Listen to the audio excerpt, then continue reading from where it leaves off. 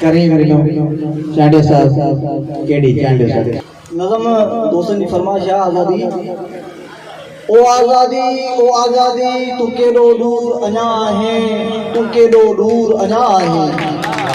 ओ आज़ादी तू केॾो दूर अञा है तू केॾो दूर अञा है मुकरे घोट मुज़फ़र थी या इंदिरा जो आरी सर थी वाह वाह मुकरे घोट मुज़फ़र थी या इंदिरा जो आरी सर थी या पोइ रते जे डेरे मां हिकु राणू राजा ताहिर थी या जीभ असीरनि जी बणिजी या धरती जो हिकु शाइर थी सो तोखां हिकिड़ो सुवाल पुछां ओ आज़ादी तू केॾो दूर अञा आहीं तू केॾो दूर अञा आहीं मुरोज़ लकी जी लामन में ॾिस केॾियूं झातियूं पातियूं आहिनि मुरोज़ लकीअ जी लामन मां ॾिस केॾियूं झातियूं पातियूं आहिनि मूं सन में नाहे साहु खयो मूं जागी रातियूं काटियूं आहिनि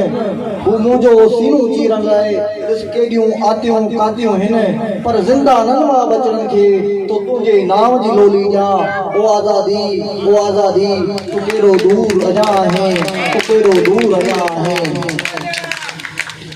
मुलक बजे ज़िंदानन में पलिजो साहब मुलक बजे ज़िंदानन में हिकु तुंहिंजो नग़मो ॻायो आहे ए आज़ादी साणे अंदर मूं तोखे आणणु चाहियो आहे मूं रोज़ क़दम जे ॾींहं अंदरि हर दर तो लाइ खड़कायो आहे मूं सुर्ख अलम खे वेझ चई हिन धरती ते फड़कायो आहे अॼु जुमशाही जे नेणनि में कंहिं ओसीअ ॾे जीअं आहियां मां ओ आज़ादी तू केॾो दूर अञा आहीं तू केॾो दूर अञा आहीं कल तुंहिंजा वाकई दस मिलिया मूं तुंहिंजा ॾाढा घस झलिया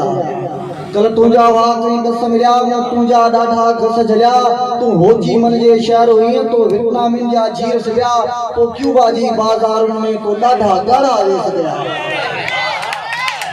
तू होची मन जे शहर हुईं तो वियतनामिन जा झीर सॻिया तो क्यूबा जी बाज़ारुनि में तो ॾाढा ॻाढ़ा वेस ॾिया हिकु जी खे तोसां चाह हुयो तो में साहु फसाह हुयो हिकु जंहिंखे तोसां चाह हुयो ऐं तो में साहु फसाह हुयो मां माऊ जीअं सरमस्तो थी कंहिं आमिर जी तो बाह कपिया ओ आज़ादी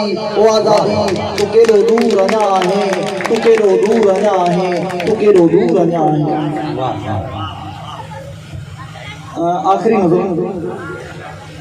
ये बलोचिस्तान जे जेके असांजा भाइर आहिनि उनजे पस मंज़र ते हिकिड़ो नज़म लिखियलु आहे हिकिड़ो मज़दूर आहे उहो पंहिंजी प्रेमिका सां ॻाल्हाए थो ऐं छा ॾिसे थो हुते बलोचिस्तान में कच्छी केनाल जे ओरे कप ते बुक्ती ऐं बंदूक ॾिसां थो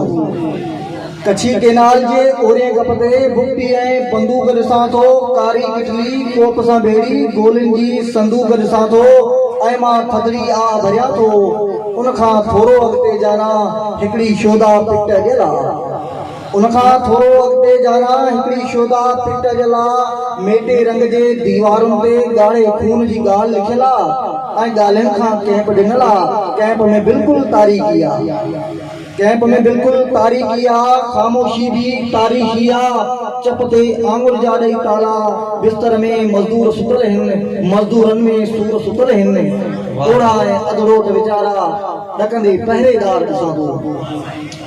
ओड़ा ऐं अधरोट वीचारा ॾकंदे पहिरेदार ॾिसां थो ऐं गुरबत खे गार ॾियां थो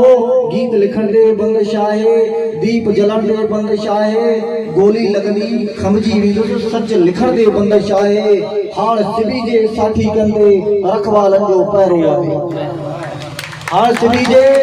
साथी कंदे रखवालनि जो पहिरो आहे ऐं गाघर जे ओसीअरे में पाणी पूरो थी वियो आहे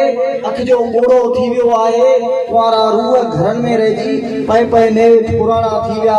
दर दर ते जो थाणा थी विया चूड़ेलिन जा चाग भरी विया वक़्त भरी विया भाग भरी विया रोज़ खिलण जी रीत लारे सूर्य टुट स्वाद मरी विया ऐं हाणे सुई जी बाज़ारुनि में को बि बलोची साध न आहे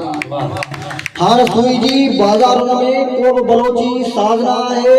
साज़ मुआ आवाज़ न आहे। पार कढी था रोअन घोड़ा, घोड़ा जोधा पुट किथे हिन, ढोल खमाणा ढट किथे हिन, ऐं लाॾनि खे हिन धाजा कपिड़ा खुंबा पेरियल पट किथे हिन, ऐं डेरा बुटी जी भेणुनि जा सोचा वेठो मिट किथे हिन। ओ अलबेली ओ चूड़ेली नाज़न वारी, छा त हिते जो दर्द ॿुधायां, चहिरो चहिरो ज़र्द ॿुधायां। जेन लिखिया हुआ लेख ॾिसां थो, आउं सिंधु जा लेख ॾिसां थो।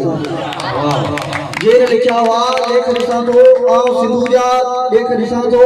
हार सुई जा सभु चौराहा हिकु मक़बूज़ा सिंध लॻनि था, माले गनीमत थियूं बाज़ारियूं सभु फतेह जे लहंद लॻनि था। काल करीमा जो धरती खे मूं त ॿुधो हो मास मिलियो हो, काल करीमा जो धरती के मूं त ॿुधो हो मास मिलियो हो। इएं चवनि पिया आज़ादी जो लीड़ूं लीड़ूं लाश मिलियो हो, लेकिन हुन जे लाशे खां पोइ माण्हुनि खे विश्वास मिलियो हो। माण्हू ईअं चयो पिए हीअ बलोची धरती सारी, माण्हू